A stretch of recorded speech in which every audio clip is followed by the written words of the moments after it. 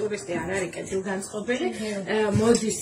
აგენტებიდან დაწყებული, ვინ არ ჩამოდის, ხო შორტებით ვერავის ვერ იცნობ ვინ არის და რეალურად როდესაც გეკითხებიან რომ აი ეს სად არის где южная Осетия და მე ვთქვი ბატონო მე არ ვიცი южная Осетия რა არის მე ვთქვი ჩვენ ვიცით არის შიდა ქართლი ასეთი ადმინისტრაციული რეგიონი ჩვენ არ გვაქვს მეთქი როგორიც არის южная Осетия და აი მე უკვე გადადის ღიმილში და ვეუბნებით რომ ბავშვი ჩვენთან რო იბადება იმან იცის რომ მისი სამშობლო 20% ოკუპირებულია წინასწარ დასაბრუნებელი ტერიტორიები და მე იქამდე მივდივართ რომ იმასაც უყვები აუნას სოჩი რო გეუბნებიან და მე ვთქვი სად თქვენთან კაცო სოჩი საქართველოა და სოჩის მანიშნებელია არაფერი დედას გეფიცები გუგლავენ იმიტომ რომ გონიათ რომ მე იმდენად იმიტომ რომ აქ ვეუბნები რომ ღვინი საყვანი ვარო 1000 წლოვანი ისტორია მაქვს სად არის სფერო სადაც ჯერ ქართული გენი ვტრაბახობ და მე ვეუბნები რომ ეს ისტორიულად დადასტურებული წყაროებით აუცილებლად გუგლავენ იმიტომ რომ მათ მართლა არ იციან ახალი თაობა იზრდება სოჩა გონიათ მათი ჩვეულებრივად გონიათ მათი და მე ვუხსნით ამ ამბავს ჩვენ და აქ ძალიან საინტერესოა ვეუბნები რომ აჭარაში თქო რიტუალური გასტრონომია გვაქვს ჩვენ და მაგალითად აჭარელი ქალები თქო შავი ზღვის პირეთში ოღონდ აჭარულ ხაჭაპურს უკეთებდნენ თავის მეუღლებს ანუ რიტუალური რატომ არის ეს ლაზური ნავები იყო აქ ნახავთ და გეტყვით ძალიან მსუბუქი შტორმის დროს რო გადაბრუნდებოდა ასევე მსუბუქად ღებულობდა თავის პირვანდელ სახეს მაგრამ ძალიან რთული იყო შტორმი ამიტომ ეს ცოლები ასე რიტუალურად გააკეთებდნენ ცომისგან ხაჭაპურს ნავს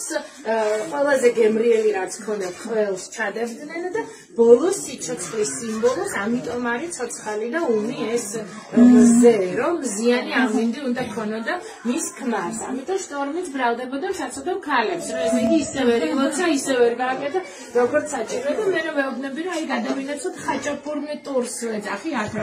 გურიაში ეს აწყალი გურები ყველაზე სწრაფები სუშობის ვარსკვლავს რო აკეთებენ თვალის ფორმა რატო აქვს გურულ ხოეზას და ვეუბნებით რომ ასევე სიცოცხლის სიმბოლო იმიტომ რომ ყველაზე კაშკაშა მთვარე იყო შობის ღამეს ხო და ამ გურულ ხოეზელს მთელი საქართველოს 7 იანვარს აკეთებს ეხლა სამეგრელო რომელსაც გონია ისედაც და არა ნამდვილად და ლეგიტიმურად თulis რომ ეს არის ნაღების საზოგადოება იმიტომ რომ სხვათა შორის კომუნისტებს ჰქონდათ მცდელობა მეგრელებისთვის შეეთავაზებინათ წირვალოცვა ყოფილიყო მეგრულ ენაზე პირველი რაც არ უნდა გასაოცრად იყოს მეგრელი კაცი შეეწინააღმდეგა ამას და თქვა რომ საქართველოში წირვალოცვა იქნება მეგრულად ქართულად და მეგრული და იტოვა საშინაო ენად ამ დროს ნამდვილად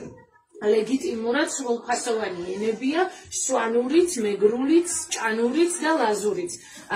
ეს ნამდვილად მნიშვნელოვანია, როდესაც ვამბობთ, რომ ქართული დამწერლობა კულტურული მემკვიდრეობის ძეგლია, მსოფლიო აღიარა 14-დან ერთ-ერთი ვარ, უძველესი ვარ და თან კიდე ჩვენ გვაქვს მეგრული, სვანური, ლაზური და ჭანური ენები და მაშინ ვეუბნები, რომ თუ მე შენ მიყვარხარ ცოტა უხეშამშრეს და რთულია, როგორც სიყვარულია რთული ისეა წარმოსაქმე იმიტომ რომ 20 მაღმოვანი მაგდა მაპატიეთ ჟღერადობა რომ ესპანური მით კბილი ვეღარი სამაგიეროდ მასწრებს მეგრელი კაცი კბილად და სამაგიეროდ ასევე სვანს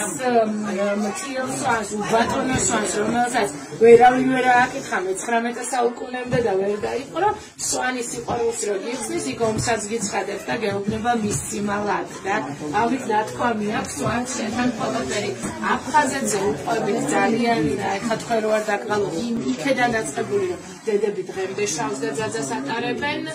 ჩვენთან და ღია და მტკივნეული ნაწილია და ყველაზე მნიშვნელოვანი რაც არის რომ ჩვენთან ჩამოდის ტურისტი რომელიც თვითონ გვიყვებიან როგორი აფხაზეთი სამწუხაროდ ჩვენს თაობას არ აქვს მოსწრებული ნახვა მისი რაჭამე ჩუჭი ბუბუნა რაჭველები მიხვდნენ რომ მარხვაში შეიძლება დღესასწაული მოეწყო და ლობიას თავაზობენ ხო თუ მარხვა არ არის რაჭულ ლორს ათლიან და უგემრიელესია გორზე არავინ მალაპარაკებს იმიტომ რომ მათთვის დიდებული სტალინი აქ დაიბადა და